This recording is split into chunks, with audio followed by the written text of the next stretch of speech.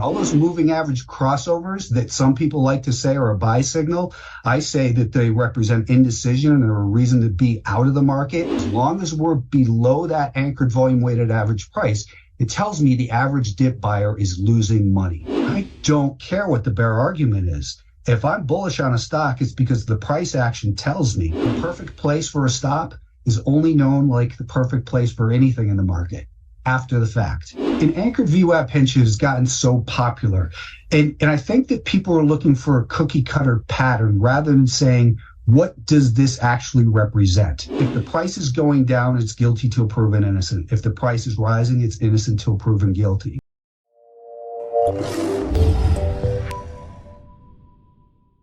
All right, welcome back, everybody. It's my honor to introduce the next speaker, Brian Shannon, one of my favorite people to chat about the markets. I learned something every single time from his presentations. I was just telling him he's an extremely experienced swing trader. He's also an excellent author. This is his latest book that I highly recommend everybody check out, all about anchored VWAP. Definitely a great read. Yeah, it's always a pleasure having you, Brian, and thanks so much for taking the time to put this presentation together. Likewise, Richard, love what you do here, and it's fascinating that you're doing it at your age, as we were just discussing. I'm the same age as Richard's dad, so there's you've got an amazing career ahead of you with the access to all the people that you've created, the knowledge that you're sharing. It's just great. So thank you for hosting it, and it's been something that I always look forward to as well. So if you give me the go, we'll get started. Let's do it. Okay, well, as you said, this is the longest title ever in the history of the TraderLion Conference. And, you know, it's something that I had started kind of saying this a lot on Twitter. You might, if you follow me on Twitter at Alpha Trends, you've seen this particular slide over and over again in 2022. And in fact, Richard and I had done a video in January of 2022, and this was a little slide of it that he had posted one day of a video that said, don't buy the dip. And that was posted right here in February of 2022. And now we're in, you know, we've undergone all of this longer term decline. We've gone sideways. All the moving averages have flattened out, and all those moving average crossovers that some people like to say are a buy signal, I say that they represent indecision and are a reason to be out of the market or switch to shorter term timeframes. Moving average crossovers represent indecision. And after a long-term decline, that indecision is typically accumulation. We don't know it until the market breaks higher and it's above all those longer-term moving averages like it is now. So now the market, this is through, you know, Friday's close, we're in a bull market again. How long it lasts is anyone's guess. We might gap down on Monday to 410 and continue down to 395. I don't know. So I always focus on risk management, and I'm not in a position to buy dips either. So we're going to talk about what we do want to do. I'm not going to buy dips in this market, even if in a bull market. So I posted this tweet. Actually, it says here, so about 2.5, 3 weeks ago. I was super surprised. This might have been one of the most popular tweets I ever did. It got 582,000 views, which that's just massive. I've never seen it. But I said basically this, don't buy the dip, don't buy the breakout, buy strength after the dip when the prices are back above the anchored VWAP from the prior peak. So it got such traction. I said, this is perfect. Now I know what I'm going to talk about at the TraderLion Conference. So let's talk about this. There's clearly an interest. So this was the chart that I had shared. And this is simply the semiconductors. So just to give an intro to what I'm talking about here today. A lot of people say you want to buy the dip. Well, we had a big move from 132, it dropped down to 124, dropped down to 122, to 120. Looks like, around the corner, maybe 119. Where do you buy that dip with confidence? To me, if I bought at 124 because it was at the 20-day moving average. That's this blue line right here, right next to that D. The second time it hit that 20-day moving average, it failed. It came down to the year-to-date volume weighted average price, and it failed. So we look at these technical tools like a 20-day moving average or a year-to-date volume weighted average price, and their levels of interest. If you follow me on Twitter or ever see my stuff, I talk about that all the time. We don't know support until after the fact. While we're testing it, to me, it's a level of interest. It says, hey, I got to take a look on a shorter term time frame to see if there's evidence the buyers are gaining control. And if the evidence isn't there, I just let it keep dipping. Maybe it's going to turn into another bear market. I don't know. I don't actually even care. I prefer a bull market, but I really don't care. So the market then turns sideways for a little while. But this red line right up here, that's the anchored volume weighted average price anchored to that prior peak. Now, I didn't anchor it on that day. Instead, I might have anchored it right here next to that number 1 where it had failed, and I look at it and say, well, that was a prior important high. So I'm going to place an anchor there and see how long the sellers maintain control, because that anchored volume weighted average price, as long as we're below that anchored volume weighted average price, it tells me the average dip buyer is losing money. And I'm not here to give a basic overview of the volume weighted average price and the anchored VWAP. I've done that hundreds of times. I've written a book about it. So this is more of a strategy session. I'm assuming you know some of that. And if you don't, well, then you know which book to buy. Richard had just spoken about that. So this green arrow, the green circle and arrow represent where I knew with 100% certainty the buyers who on average from this peak, the average buyer was now making money, because the average price is higher than the average transaction occurred at. So we don't know, of course, not every single person is going to be making money. This guy's still losing money up here. But it also tells me that the average short seller who said, hey, you know what, these semis got ahead of themselves. We think this market's going to, go back to a bear market. We're going to short. Well, as it crossed above that red anchored volume weighted average price, it told me with 100% certainty, the average short seller is losing money. So it's a supply and demand flip. The sellers were in control. The buyers regained control right there. Now, it doesn't always mean it's going to do this, but I had broadcast this on Twitter prior to it happening and spoken about it in my videos and said, I'm a buyer above this level with a stop. My stop always goes in the same exact place. And that is, for my time frame, the most recent relevant higher low. So in this case, the most recent relevant higher low initially was underneath this little low right here. As it rallies up, I take a little bit off, I raise my stop to break even and take the risk out. So people say buy the dip, and I say don't buy the dip. You could have spit it out. Maybe you bought at 128 and you spit it out at 119 on this day at the worst time ever. Or you just wasted your time for a full month waiting for something to happen and experiencing those ups and downs. I like to be in the market in a position of strength. Let the institutions battle it out and create that zone that it can launch out of. And that measurement tells us where that happened. So people also say, they say buy the dip and they say buy the breakout. Well, I bought some here. I sold some initially. And then as it broke out, almost as soon as it broke out that day, I sold another third and I raised my stop on the final third. When a market goes from 125 to 132 in 2 days, 3 days, that's a big percentage move. That's 5%. I want to be a seller of some of it. Doesn't mean I'm expecting to get the high or expect a reversal. But I know that, if you look at the market and look at, if you talk to the average person out there who says, buying breakouts doesn't work anymore. Well, you have to ask yourself 2 questions. Where had it come from? It just rallied from 123 to 133. A 10-point move. So that's 8% there. That's a full 8% in a week. So this was the tweet that kind of got me thinking, let's talk about this. Well, it also happens to be a chapter in my book, Buy Breakouts and Buy Pullbacks and Breakouts ? So that's chapter 7 of the book. And again, that's a little bit of a plug for the book there in case you haven't read it. But basically, buy the dip. What does that mean? It means, to people, it means in an uptrend, you buy the dip. Well, last year, people got confused and they thought that buying a dip was, they were buying into a bear market. And that obviously, some of those people are still underwater, still waiting to get back to break even. I saw somebody the other day say, hey, congratulations, dip buyers in Apple, It's like, no, don't encourage dip buying. Congratulations to the people who didn't buy it when it was pulling back. Congratulations to the people who didn't buy it as it turned sideways. But congrats to the people who were smart money and bought when the evidence was there that the buyers were in control. And smart money means you and me if we're doing the right thing in the market. It definitely doesn't mean institutional money. We know that. I'm not going to make fun of any, portfolio managers. We know that 80+% of them fail to beat the S&P 500 each year. And if you look at a 2-year, I think it drops to, 98% of them don't. So let's talk about market structure and the fact that only price pays. And if you're buying a stock on these pullbacks, where do you buy and how do you manage your risk? If you bought right here, do you sell below that low? Do you wait for it to hit this VWAP and add more, and just blindly wait?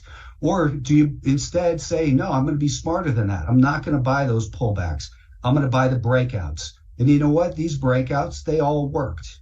This one hadn't broken out yet. But the better strategy is to put an anchor at that high. So after a few days of a pullback, you say, let's measure it from that peak. From that peak, who has control? The buyers or sellers right here.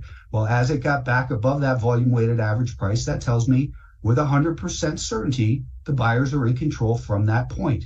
So I want to buy here with my stop below the most recent relevant higher low. Look at how it tested it there and then bounced. Then it had another move and it pulled back 4 or 5 days. As it digested this move right here, just a perfect little flag, little pullback, whatever you want to call it. What am I trying to say? Volatility compression pattern, as Minervini would say. To me, I like to look at it on shorter term time frames, like I said, and look down in here into this area. Because what I see on a shorter term time frame, where these are days, these are actually weeks, I'll see on a shorter term time frame, this is a beautiful stage 2 uptrend. These 2 weeks were distribution. These 3 weeks were decline, then 1.5 weeks of accumulation, and then a breakout to a new uptrend within the bigger uptrend. So it's about multiple time frame analysis and buying at the onset of momentum at these green dots and saying, now I know the buyers are in control. That's when I want to buy. I'm a trend trader. Buying the dip isn't being a trend trader in my mind. You might be convincing yourself that, well, the bigger trend is still in an uptrend, so I am a trend trader. But I want to be a trend trader when the trends are aligned, meaning that short-term pullback has exhausted itself. The buyers have come back in and taken control. And look at how, you could point to anywhere in these pullbacks and say you would have made money. But at these buy points, how much pressure did you take after that purchase? There was very little time, maybe over here where it went sideways for a little while where you didn't make money. But otherwise, the markets just ramped higher at these places because the short sellers were trapped and they were covering. And the longs said, hey, the trend is back on. Let's get involved.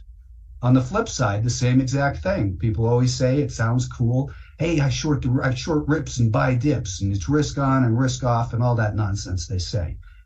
A lot of times it feels like the blind leading the blind. That's why I don't watch TV, and I'm not making fun of any of the channels there. But the only thing I listen to in the market is price action.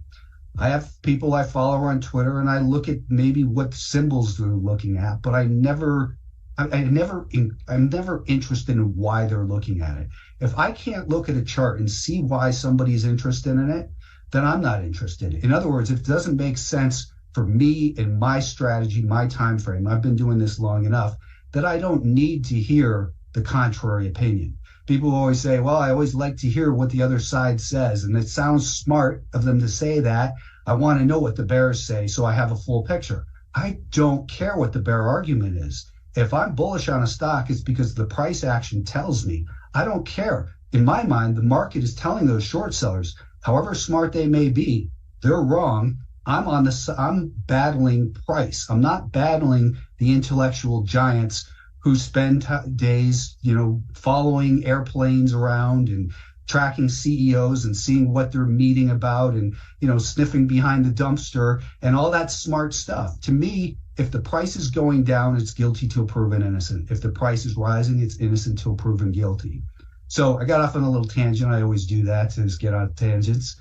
But, so I don't want to short the rip, because if you're actually a trader, you know that if you sell that rip, at 49, and the next day it goes to 50, then 51, then 52. A real trader knows, oh shit, this thing could go up forever. I could be wrong. And people say, well, have conviction in your analysis. My analysis is price action. And if price action is telling me I'm wrong, I'm not interested. So I'm not going to short strength. To me, that's absolutely foolish. It would have worked in each of these cases eventually, but when you're on that hard right edge where you don't know what's next, it's a lot of FOMO. For me, it's more JOMO, the joy of missing out on that continued rally. I want to wait. I don't want to short the breakdown either. Now, you could have made money in each of these cases again, but the question is, does the, it's already, in most of these times, it's already exhausted a lot of energy getting to where it is. And there's not a lot of, it often turns into a place where you get a little bit of a bounce. So instead, I want to do the same exact thing we did on the long side, but flip it upside down. So this market was in a downtrend. It made a low. It bounced for 4 or 5 days. So I anchor a VWAP there. And I want to say from that point right there, who's in control, the buyers or sellers? Well, as it's rising, the buyers are in control. So I don't want to short this stock. But as it breaks back below, now we know the average buyer in here is now losing money, and they might panic and realize, hey, the longer term trend is down. I kind of messed up here. I got to get out of this thing. And the short sellers are going to say, hey, now we got them on the ropes. Let's put 100,000 shares on the offer. And then the buyers are going to say, oh, that's a bullshit offer. Let's test them. But the offer doesn't go away. And instead, they drop the offer 5 cents. And then they scare the crap out of people who are looking at that level too. And they start smashing bids and they lower that offer for the next few days. And then we get another bounce up. And look at how that prior volume weighted average price was tested perfectly. I don't like to short there. A lot of times you look at it and say, man, I should have shorted there.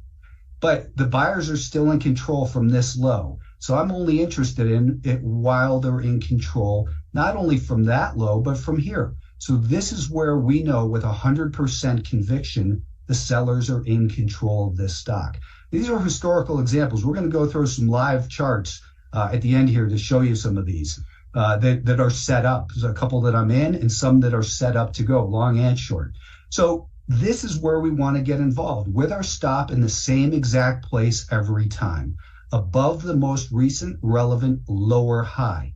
If I'm a trend trader on the short side, the definition of trend, a downtrend is lower highs and lower lows. So if I short it and it goes and makes a higher high, well, I'm still involved, then I'm just stubborn. I'm not a trend trader. I want to use the definition of trend for whatever time frame this is. I've shown examples that I show them on Twitter a lot where this might be a 1-minute chart of the S&P futures overnight. And you'll see the same exact things on 1-minute charts as you do here, where these are daily time frames, weekly time frames, monthly.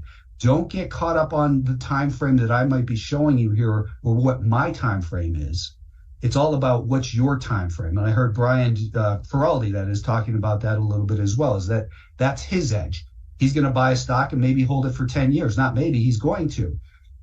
So what is your time frame is the key, because the concepts are the same regardless of time frame. And a lot of people really have a hard time understanding that and dealing with it.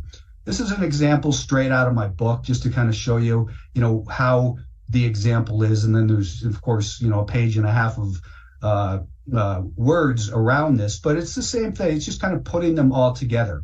A, don't short the rips. C, don't short the breakdowns, right? Instead, look at how much closer to the beginning of the momentum you can get involved in. Truthfully, if I shorted this one right here, I would have been stopped out. I wouldn't have waited for this high.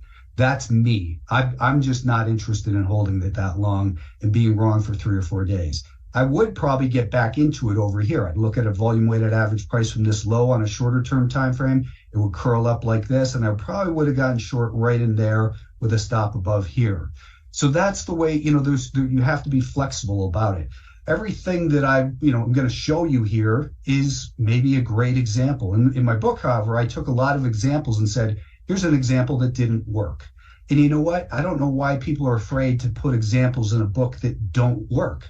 Because the bottom line is, if you have a strategy for dealing with losses, it doesn't matter. In fact, You're being dishonest to the reader to just show good examples. But if your bad examples are, hey, so what? We lost 4%, 5% on that trade. If that's a bad trade, I'll take it, because I know if the stock drops 15, 20%, that 1, 2, 3, 4 of those losses are going to get swallowed up by that winner. It's not my goal, of course. 2 weeks ago, in my weekend video, I laid this out. Just, this green was after the video, my YouTube video, that is. I was talking about the biotech, saying, the volume weighted average price anchored to this peak. If it can get back above that and then break this high, because we have this 5-day moving average, it flattened out, we had a shakeout, and to buy here with a stop under here. Well, I followed it up, 2 days later and said, this is what it's supposed to do. Don't let it turn into a loser. And that's where that was right here. So this is on the 24th, and you can see the the XBI completely fell apart. But this was on the 23rd, exactly where I said, raise your stop. Don't let the winner turn to a loser. So had you purchased it right here on the left at that green arrow, that was the proper place to buy. But guess what? Winners don't take care of themselves. That's another phrase I don't like. The winners do not take care of themselves. You have to look at it and say, I need to manage risk.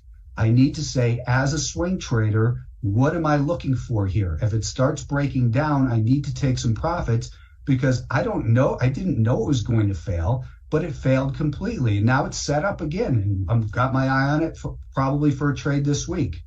ARRY is looking great on multiple time frames. This is one that I had put on Twitter, I guess the date's not there, but maybe 2-3 days ago, saying, here's the daily chart. They've got great revenues. They've got great earnings. So these numbers down here.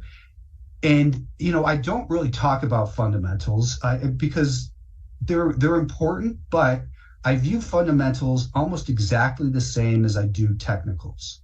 And that might sound confusing, but let me explain here. So when I look at a chart, I don't look at a chart and see a cup and handle and say, I've got to buy because it's a cup and handle. I look at a cup and handle and say, what does that tell me about the action in the stock? It tells me it hit this price at, let's say, 24, it pulled back, and let's call it 2 months, it pulled back down to 18. It rallied up to 22 again, and it pulled back. But then it pulled back to $20 per share. And I'm not using the best example here. I'm not really laying it out with this. But let's say we said, okay, 24.95. It rallied up, and it hit that same area, found resistance. And then they made a higher low. So this is, and I'm not using this because it's not a cup and handle is the main reason.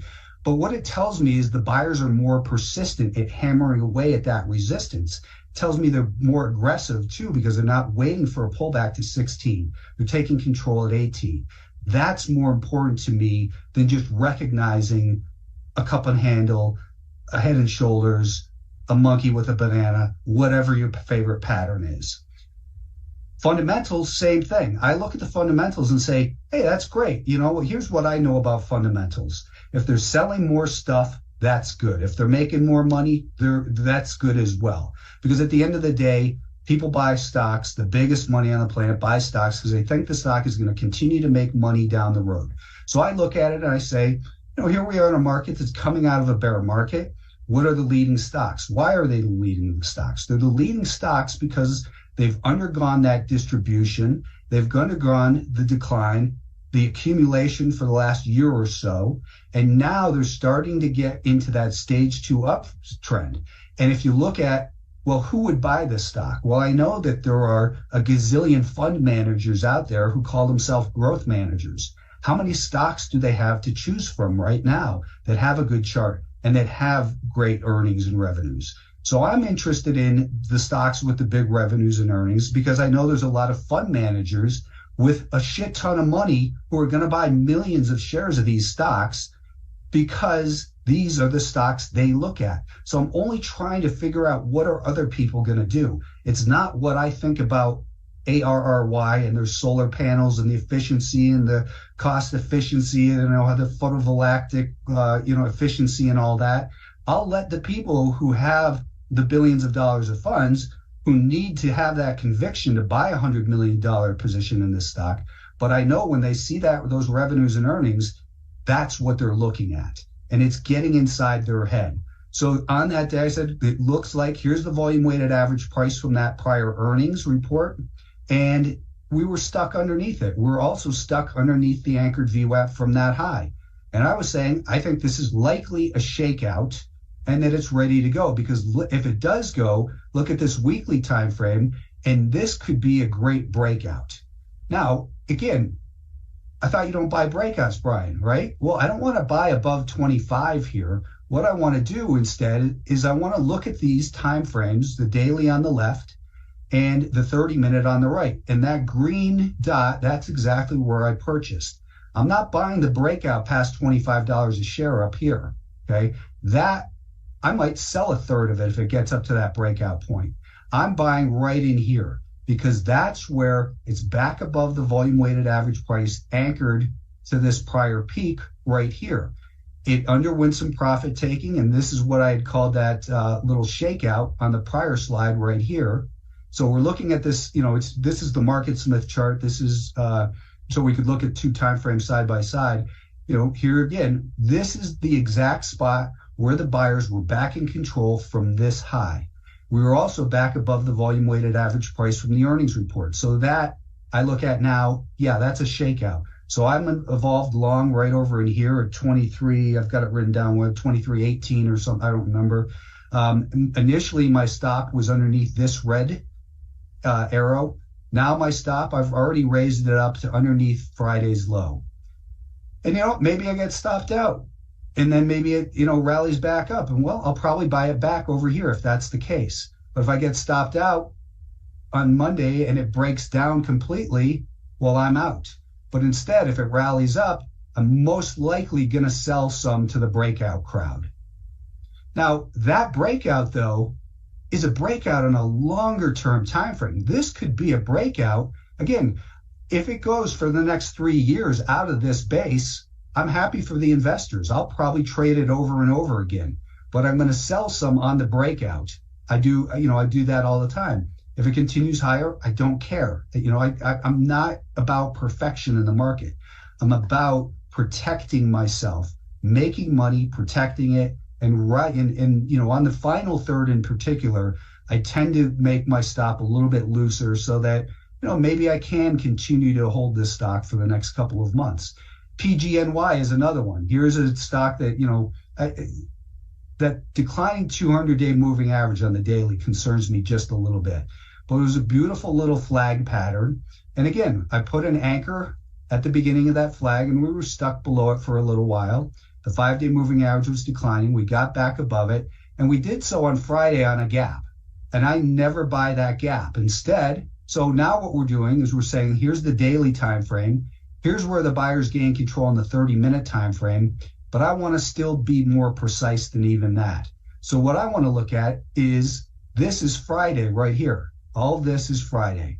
And these are 5-minute candles. So it gapped up, and the Friday's daily volume weighted average price.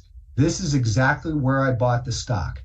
I bought it because it was back above the anchor, the anchor from the beginning of the day. This is where anyone who was taking profits was rid of their shares. The buyers regained control. Anyone who was trying to fade this gap and short it, I bought here. And where do you think my stop was? My stop was underneath the low of the day. That was it. I was buying at 38.36 or whatever it was with a stop of 38.06. So by using these multiple time frames together, I can risk 30 cents on this stock to enter the trade on the 30-minute time frame that is confirmed on the daily time frame that now might go break out beyond this high. And who knows, maybe it can run up to the mid 40s. I don't know. I don't have an expectation. I don't have a price target. I have a look at a stock and I say, this one looks like it could continue to move higher, so I'm going to be involved in it. I'm going to raise my stops until the market tells me otherwise. Here's another one, Lamb Weston, that recently performed well. And here's the year-to-date anchored VWAP, which I always have on a chart. You can read about that in another chapter. But, here's a pullback to the 20-day moving average. And a lot of people want to buy the pullback to the 21 simple or 21 exponential. It doesn't matter. They're going to be in the same place. And right here, you could say, yeah, I nailed it by buying it at the 20-day moving average. But what about this one? You had to see the stock drop 4%. Would you have had the comfort to say, I'm going to buy there and watch it drop 4 or 5% in the period of a day? For me, it's not. I would rather instead look at this time frame right here, where what we're looking at on the right, the 30-minute time frame is basically this area blown up. So this is this little rally here and there. So this is the decline that we had that crushed. Actually, I'm sorry, that's a 50-day moving average. So we crushed right down through that 20-day moving average. Didn't even exist for this stock. It came down to the 50-day moving average. And when it gets to the 50-day moving average, that tells me we're at a level of interest. I'm not going to buy there blindly. You know what? It worked, but it didn't work this time, right? It's not going to work every time. I don't mind buying a little bit later than the people who nail it 1 out of 10 times. Instead, I want to put an anchor to the prior peak right here. And as the buyers regain control and that 5-day moving average flattens out, then I want to be a buyer with a stop under here and watch that stock continue to move higher and raise my stops up. That's my approach. Same thing with Monster Energy. Monster, the buyers regain, we had this breakout over here. It looked like it was failing. It was testing the prior resistance. Resistance did in fact become support, but there was no reason to buy it in this area. This was the time to buy. Let the institutions buy it in there. Let them battle it out.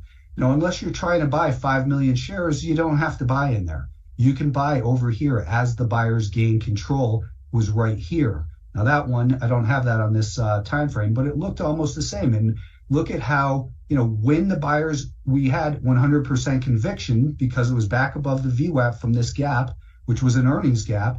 We knew the buyers were in control. We didn't know it was going to do this, but if you were involved in it, it was a fantastic move, just like this is a fantastic move right now that the buyers are in control. Don't sell it, don't throw your stock away on a weak open, and let the market tell you what to do. The market, SDGR, here's one that I'm not in this one, but this had a big move, and that's this move. And from that peak, on this day, I added that VWAP. And I didn't know that it was going to find supply there perfectly 3, 4 times in a row, now maybe 5. So what I'm looking for with this stock is that hopefully, I think I did something wrong there. I don't know what it's doing.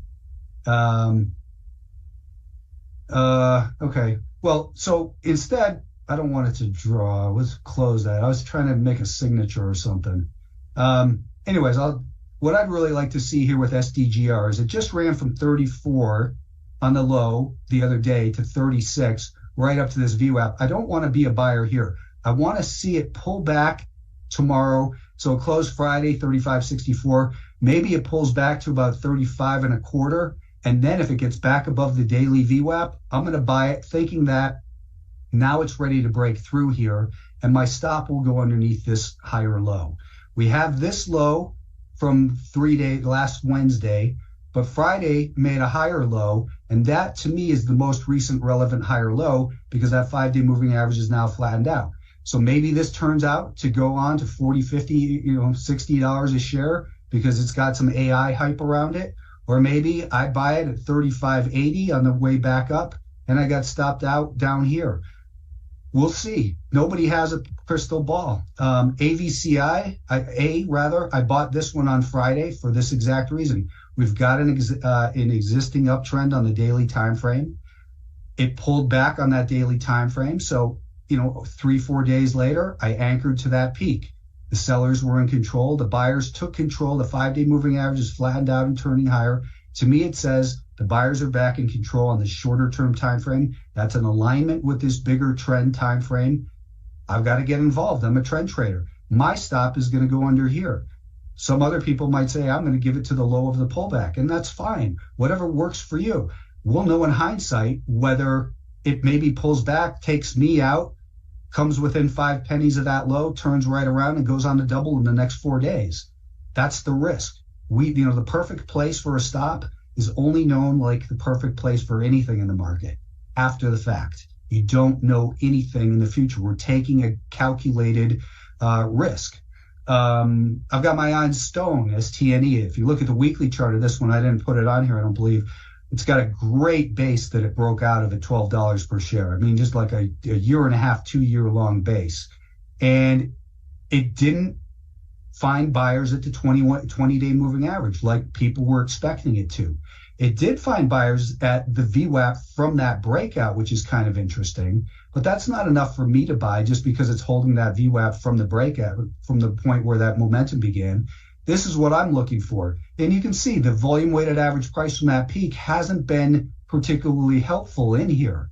But my rule of not buying with a declining 5-day moving average keeps me out of a stock like that. And my rule of not buying a stock that's just gone from 12.5 to 13.5 kept me from buying it here. Instead, I sketched in what I'd really like to see happen, and then maybe I'll buy it at 13.25 on, so if this is Monday, Tuesday, maybe into Wednesday. So, late Tuesday, Wednesday, I think Stone might be setting up for a buy. Everyone's been looking at this one. They wanted to buy it at the 20-day moving average because it worked great 1, 2, 3, 4 times, and then bam, smash. And then it pulverized the people who thought it was going to hold at the 50-day moving average. And they pulverized the people who thought it was going to hold at the year-to-date anchored VWAP. That's why I look at those moving averages and I look at that anchor from the beginning of the year as a level of interest, not a place to do business. So when it gets down there, I start looking and say, okay, how did it get there? Well, it dropped on this gap.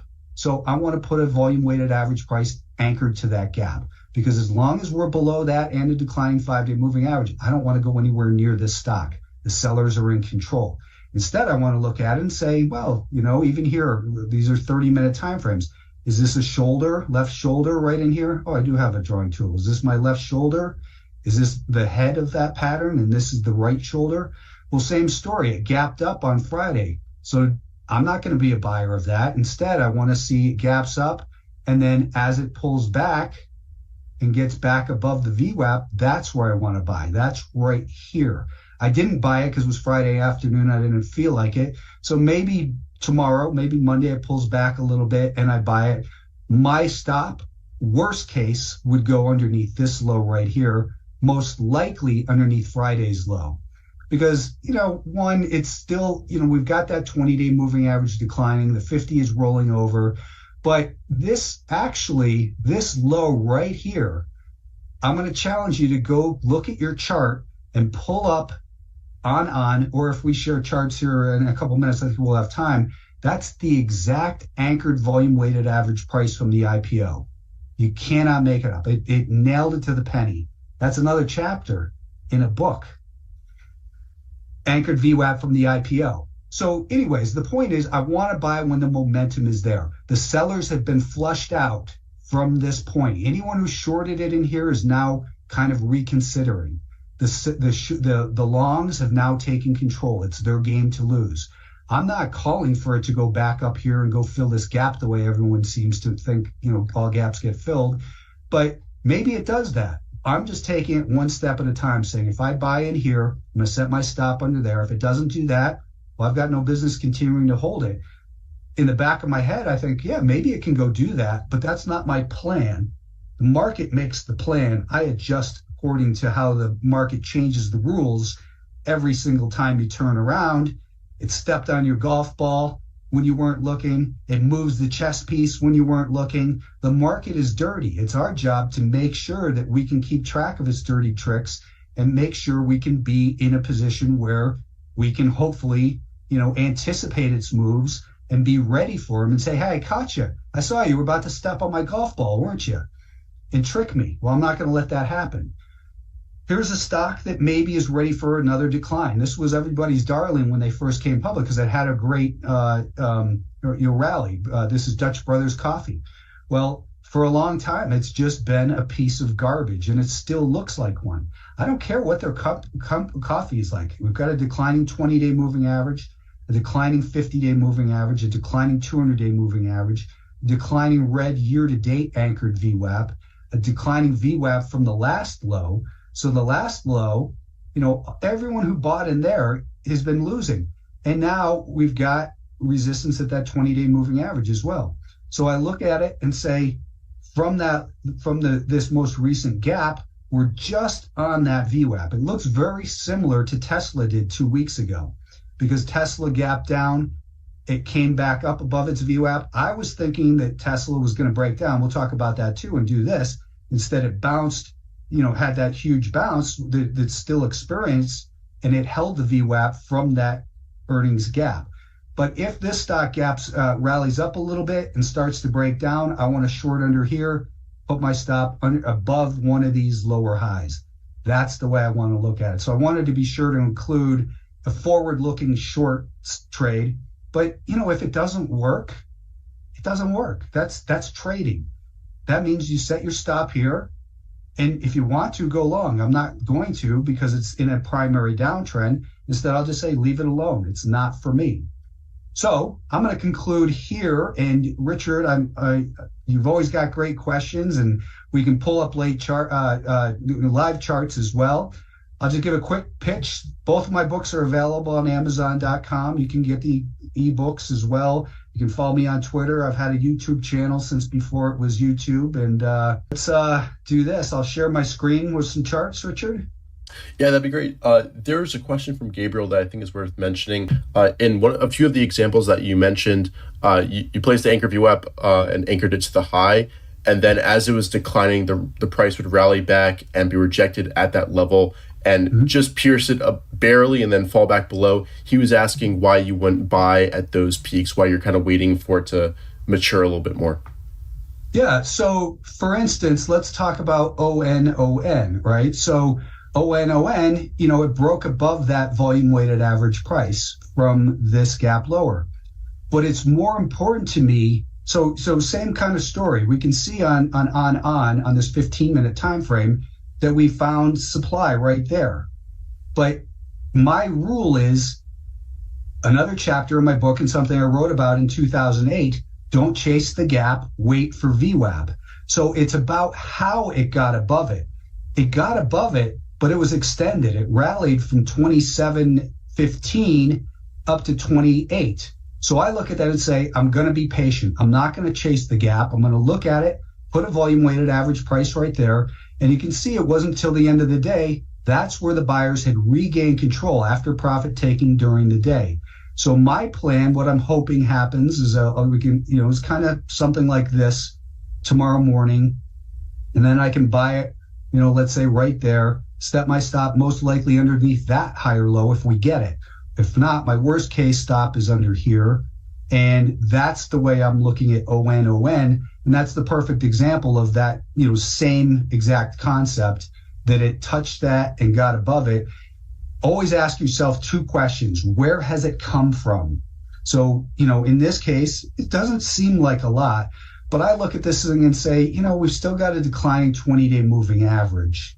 So I've got to be careful with this thing. So I'm not going to chase that gap. I'm going to wait for it.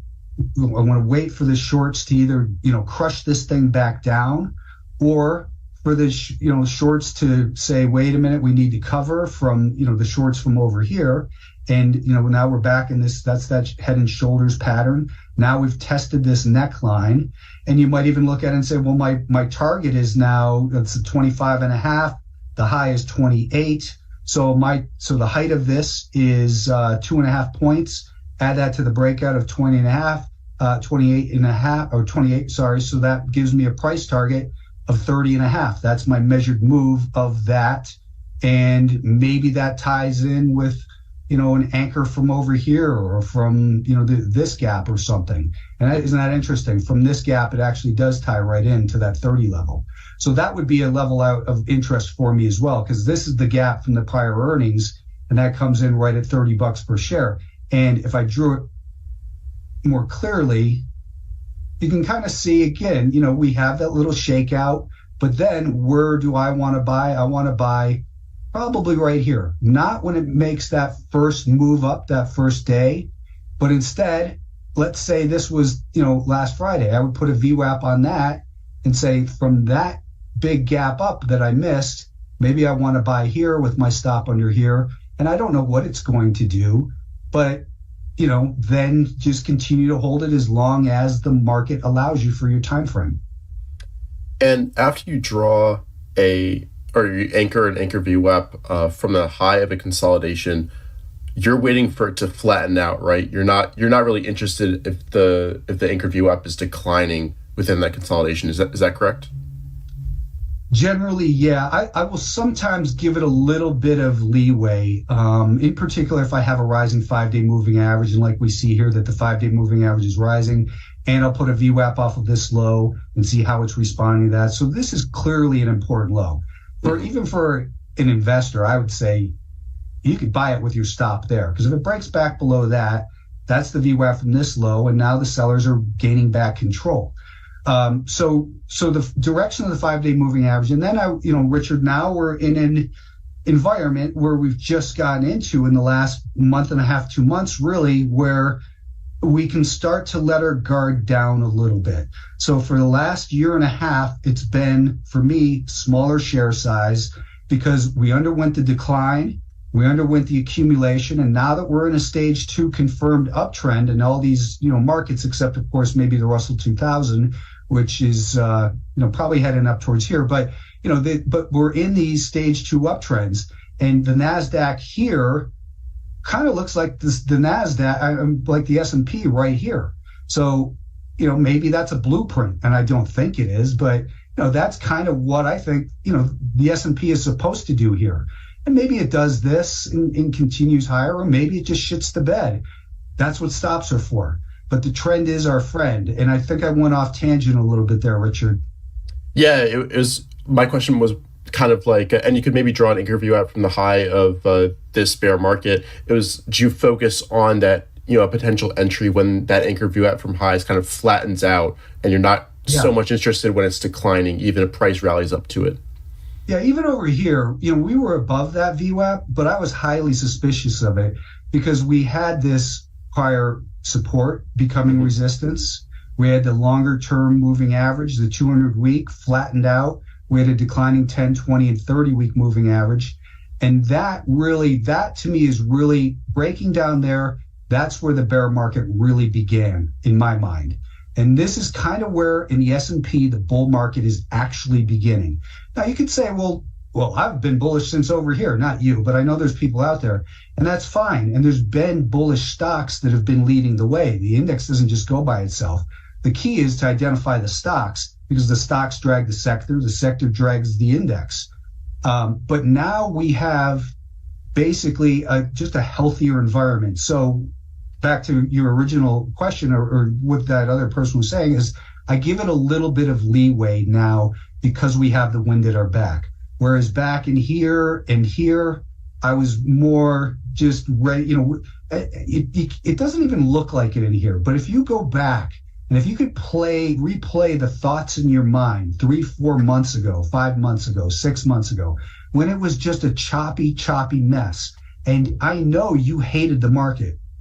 I'm talking to the audience here because I did too. I was saying, all the way down, if they don't scare you out, they'll wear you out. And somewhere over here, I told my subscribers, man, we must be near a turn because I'm really getting worn out here. I'm getting worn out. I've been saying it, and, nothing's working. We're taking smaller size pieces. Thank God we're selling a third right away. But now I'm a little less hesitant. I'm a little more hesitant to sell some really quickly. I don't feel like I need to cut my risks so dramatically. That now's the time where I think the challenge for me personally is, when we have a shift in the structure of the market, how quickly can we adjust our mindset? And the mindset now is it's okay to hold your winners more than a couple days. You can try to extend it out. Maybe use the higher low from 3 days ago as your stop rather than the one from 30 minutes ago, and start to, let pieces, give them a little bit more room to breathe, because this is where the bigger trends might be emerging, as we've seen, like in NVIDIA. I mean, this is a beautiful, example of just that, where the buyers take control. Now, again, does that mean you had to wait for it to get back above the VWAP from there? In fact, I was looking for NVIDIA to do this because of that VWAP. But, I missed some trades, and I missed some great trades, and I make a lot of good ones and dumb ones. bad ones as well. But at the end of the day, you don't need a lot of these. And that's the key, is that if our leader can tell us it's okay that I'm going to do this, that some of the other stocks might be able to follow my lead because other people's confidence. And that's the key, is when you look at this chart, there's a lot of FOMO, and it builds other people's confidence to say, hey, now we're in a regime that the buyers can hold on to Google, and maybe we're going to see one of these mega trends reignite in Google, that it broke the stage one accumulation. Now, any pullback, we don't want to buy the dip. We want to buy strength after the dip with our stop at a reasonable spot and continue to, if it did this, I would probably sell a third right here on the breakout, because maybe that's the time it pulls back or whatever. Yeah, and I want to dive a little bit deeper on something you said, and kind of there's a question that was asked in the chat. How do you kind of build that sense that it's okay to be to give it a little bit more room on your trades, or on the flip side, when the market kind of turns like it did a year and a half ago, how do you basically make the decision that, all right, I have to play, take profits a little bit faster, cut my risk a little bit tighter, all of that. So how do you kind of gain that market awareness? It's listening to the market, and not just the overall market itself. It's being a good listener to your stocks, that you're buying stocks, that you're looking at stocks and saying, hey, it looks like it's breaking out, but shit, it just failed. I've got to get out. And you get feedback each time you buy or sell or observe. And the feedback, was, hey, if you're holding things, you're going to get chopped to pieces in here, and shorten your time frame. But as we get back above, Stan's talking, Stan Weinstein next week, I believe, and he's, the father, he's of, this trend stage analysis. When you're in a stage 2 uptrend, you give the benefit of the doubt to the buyers. This is the definition of a stage 2 uptrend, just like this was. When we see moving averages on the longer term time frames crisscross, moving average crossovers are not a reason to act. They represent indecision. They represent, maybe we're getting rid of the shorter term sellers and there's still some longer term supply. So we're fighting a battle. Wait for the buyers to gain control. You don't have to buy right here to make money on these huge trends. You didn't have to buy here. You could have bought here or here. We can go back and look at, anchoring, to bring it back around, as it got back above the anchor from these pullbacks. Just put one off of each of these highs and say, what if I bought here? What if I bought here, here, and here, and there? Mm-hmm. That's what we want to look at. And on the flip side, we anchor to these peaks and say, do we want to short as it breaks back below them if you're a short trader? So as it breaks back, put one off the peak, below those, and that didn't really give us much example, but right here maybe, as it breaks back below this low right here, and as it continues lower and off of each of these, it's listening to the market. And the anchored VWAP, the moving averages are great because they give us those cyclical looks that what institutions do. But now we can look at it and say, where did the buyers regain control here? Where did they gain control after a couple weeks of pullback on this one? Yeah, it's a little sloppier, but if we look at a daily time frame, maybe we can get a little bit better example. And it's really not. It was just really kind of choppy in there. So perfect example of something that's not going to work all the time. But a lot of the time it does. And if you can say anchored to this high, getting involved above here, that's what I'm looking for.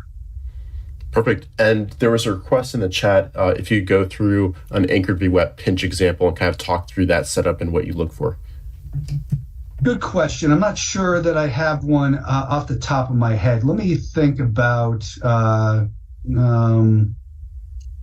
suppose you could look at, what we were going to look at. Wait, I'm sorry. Let me do this first. Sure. Because I said we were going to do that. Let's look at the anchor from that IPO. And look at where that hit.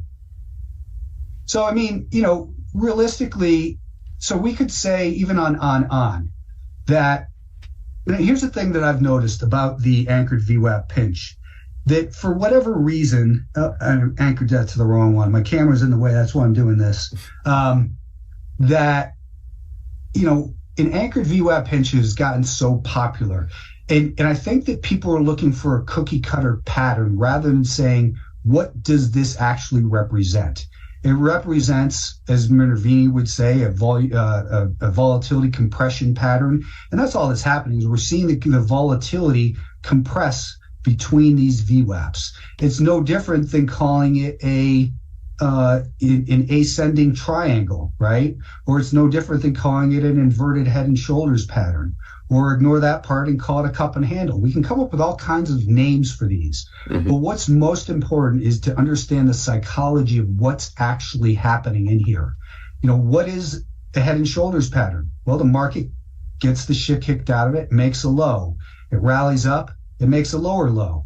It rallies up and finds resistance in approximately the same place, and it pulls back down and makes a higher high. So that's just a transition of the sellers were in control with lower highs and lower lows. Now we have a higher high with a higher low. This is potentially the turn in the new uptrend. And we look at these patterns like the head and shoulders and say, the height of that pattern gives us an upward objective of 30.5. And we look at the cup and handle or whatever you want to call it. And you can see that what's going on is during this, forget all the other stuff, and we'll go back to just calling it a pinch. And what's happening between these volume weighted average price levels in here is we're seeing that it makes that high, it makes a higher low. And it's showing that the buyers from this point, at this point right here, I'll set a VWAP to that level. Not on that day because I don't know that day. But once it's moved away from it, I want to see how's it behaving. The buyers are showing up near that volume weighted average price. They're defending it. And then it bounced. So that makes it a higher low. The sellers have been defending this volume weighted average price. So as the volatility constricts, what we're doing is we're wringing the sellers out, and the buyers are slowly coming in and taking back that control. And now we're ready to bust out of this pinch, hopefully to the upside. Perfect. And if not, that's why we have our stop. For sure. And I know I've asked you this before and you've explained it a few times, but would you be able to discuss, how you use the 5-day moving average in conjunction with your analysis to make sure you're on the same side of that short-term trend? Yeah. So generally, I've been using this for 20 years, and I don't know how I got stuck on it. Other than I know how I got stuck on it. It helped me so much. But I look at the 5-day moving average, and I'll say this again for the people at home. I never look at the 5-day moving average on a daily time frame, because if you're looking at your daily time frame, the only time it's a 5-day moving average is at the end of the day. And it's so slow. There's only 5 denominators. I use the example with VWAPs as well, is that, if you're going to frame a house and all you have is a yardstick and all you can measure is 3-foot increments, it's going to be very difficult to get any granularity and make sure that window fits in the frame. You need inches, you need centimeters. So you have to go down to shorter term time frames. You need a bigger divisor. So the bigger divisor makes it more accurate. So when it's 4.5 days of trading, you're actually looking at the entire 5 days of data that goes back. So looking at a 15-minute time frame, you can see we're looking at 130 periods. So just to do the math for the people who haven't heard it, I know you've heard it 100 times, Richard. There's 6.5 hours in a day. So over 5 days, there are 39 hours. So that becomes your numerator. If you take that, though, and multiply, so it's not your accurate numerator, you have to do 39 times how many minutes that is. So 39 times 60 is 1,950. There's 1,950 minutes in the course of 5 full trading days. So that's your numerator. Whatever time frame you're looking at, if you're looking at a 30-minute time frame, you divide 30 into 1,950. 30 times 65 is 1,950. On a 15-minute time frame, it's 130. 130 times 15 equals 1,950. So that's the true 5-day moving average. What I've noticed, though, is that I never want to be a buyer with a declining 5-day moving average. I want to wait to flatten out to begin to turn higher. Then I want to buy the higher high if it's not extended. So this was the higher high, but it was extended. So again, it's multiple, there's layers of rules that go on it. I don't want to buy as it gaps. I don't want to chase that gap. I want the buyers to regain control. And hopefully tomorrow morning, we pull back a little bit, like I said, like this. And, the market makers try to get a head start on a large order and buy it right here with a stop, maybe under there on half, maybe under there on half. And who knows, then, I might end up with a 10R trade on this. We'll see. Yeah, great. And for people who may not be familiar with kind of your work and what you do, could you touch on why it's so important to consider multiple timeframes in your analysis? You've switched back and forth between a lot of different timeframes to get a different perspective. What are your kind of views on that, and what would you recommend to people who mostly stick to one single timeframe, maybe a daily chart? Stop doing that because you're going to get much better idea. You don't have to look at a 1 minute chart. Like right here, this has kind of become my default on all my videos is a 30-minute time frame. But you can look at this stock on and say, you know what, technically it's in an uptrend. I guess technically it's not, because it made a lower low. We had these higher highs and then we made a lower low. But you might be interested in it because it hit that VWAP, and longer term it's got a good base. But there's trends within trends, and I don't want to buy while it's declining, even for the very briefest periods. So it allows you to look at it and say, okay, I'm interested in this stock, but I don't want to buy while it's pulling back. If you bought while it was pulling back with the declining 5-day moving average over here, and with the 5-day moving average declining, you would have gotten smashed. If you waited and said, wait a minute, the 5-day moving average is still declining. What I typically look for, if I saw it like this, I would sketch this out and say, here's what I'm looking for. I'm looking for a pullback, and then I want to buy this strength and put my stop under here or here. Very similar to what I just showed of what I want to look for here. I don't want to buy that strength right away because it's extended from that 5-day moving average, and I don't want to buy with the declining. I want to wait to flatten out and turn higher. So multiple time frames would have saved you from buying anywhere in here, from saying, I'm not going to buy in there. I don't want to be the dummy who buys, uneducated money who buys. Be educated, and that's why you're here today and this all weekend and next weekend. Be educated and don't make mistakes of buying just because you think it's down too much. It's not a value. Wait for the sellers to be wrung out. Wait for it to turn sideways and then look to be a buyer. So multiple time frames, even for an investor, will just help you get better returns by avoiding, talking long only. You're not going to buy while the stock is going down. You're not going to buy the low, only liars do, but you're going to buy after it's, in a position where now maybe it can go back up.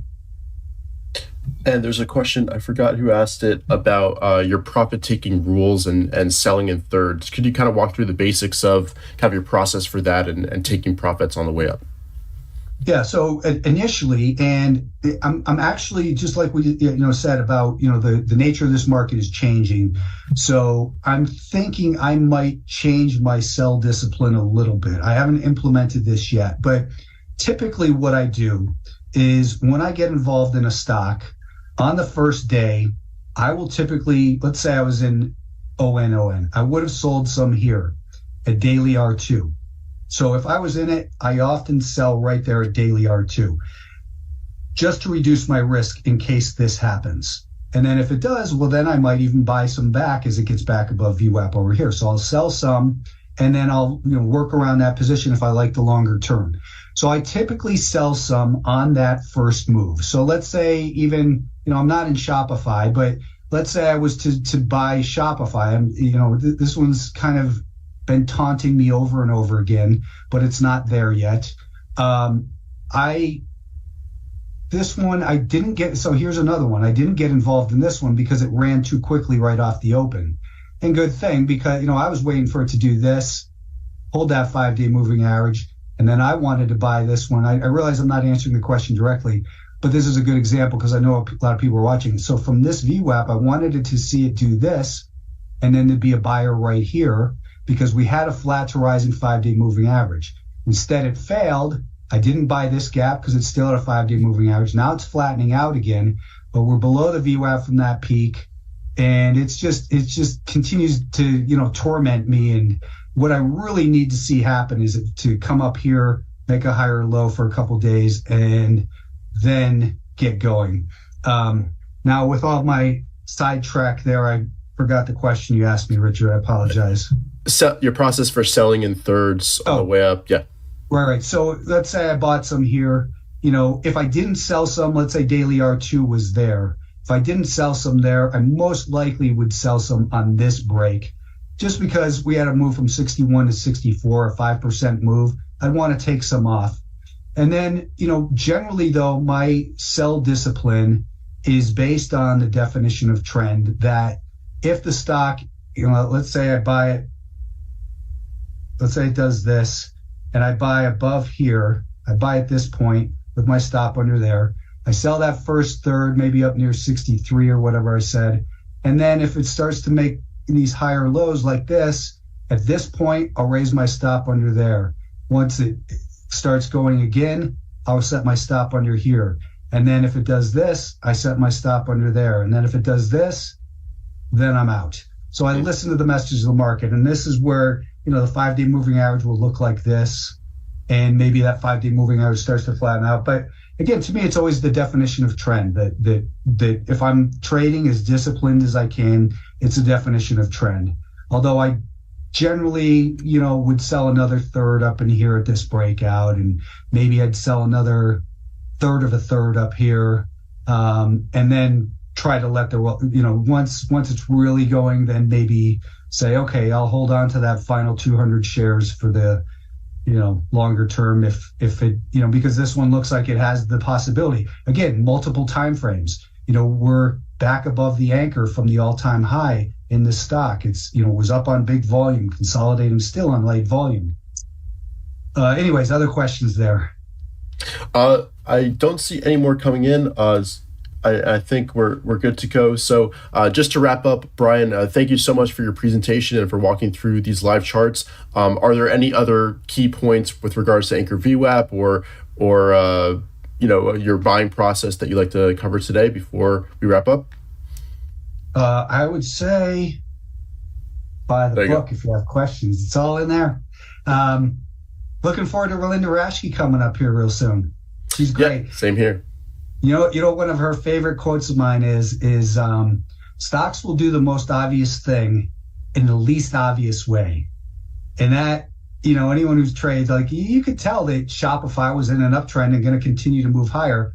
But what a damn mess it was, over in here, right? I mean, it was obvious it was going up, but once it broke down, you needed to wait. So looking forward to hearing her and so many more of the other ones I'm going to watch on the recordings as well.